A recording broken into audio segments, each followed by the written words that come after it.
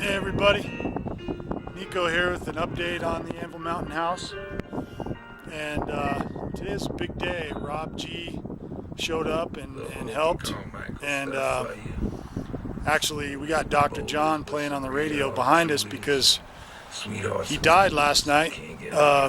Hell of a piano player and a great singer. Also known as Dr. But anyways, just want to show you what's going on here. He was a fresh air performer in residence.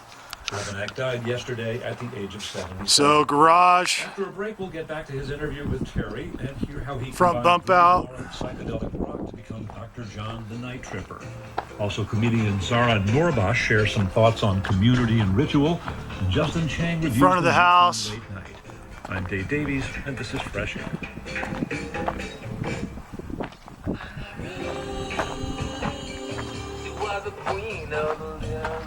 And we got some metal up there in the back of the house. So,